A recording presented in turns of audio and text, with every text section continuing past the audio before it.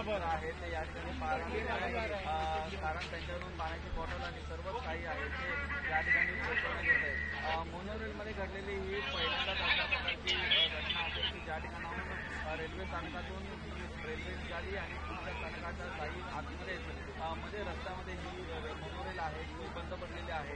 या मोनोरेल बंद पडल्यानंतर पूर्णपणे आतमध्ये जी सिच्युएशन आहे ती पॅनिक म्हणून निर्माण झालेली होती. भाई सागर फोन ना उचलत आहे, सागर फोन ना उचलत. अरे सीढ़ी दिसत नाही. अरे आगे नहीं जाने दे रे, आगे नहीं जाने दे.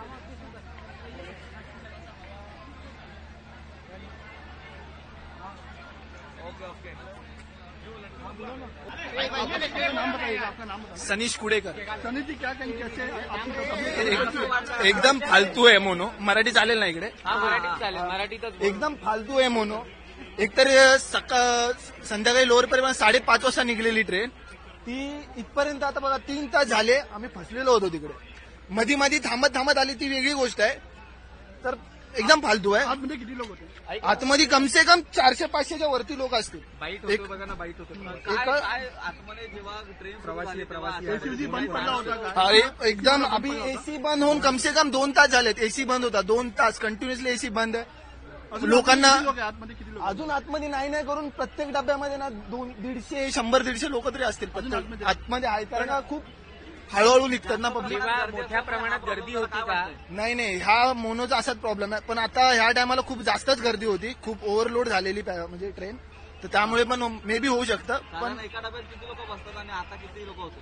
आताच्या टायमाला जी मेट्रो आपली ट्रेन लोकल ट्रेन कशी भरते त्या प्रकारे भरलेली होती ट्रेन. त्यामुळे थोडा भरपूर जास्त सफोकेशन. पूर्ण भिजलोय, पावसाने नाही भिजलोय. कुठून कुठपर्यंत प्रवास करत होता? मी लोअर परेल पासून मी प्रवास करत होतो. लोअर परेलला मी चढलो की ऑलरेडी ट्रेन लेट होती. 1 तास पावणा तास लेट होती ट्रेन. कशी म्हणजे ट्रेन भेटली ती इथे येऊन मध्ये आधी 2-3 वेळा अडकलेली ती. पण ती हळूहळू आली पुढे. पण इथे एकदमच प्रॉपरच अडकली कारण ती प्रॉपर वाकडी झाली ट्रेन. आता जरा रिलॅक्स वाटत आहे. आतमध्ये एकंदरीत जेव्हा अटकलं तुम्हाला कळालं, काय वातावरण होतं सर्वांचं, काय भावना? संतापलेले लोक भरपूर.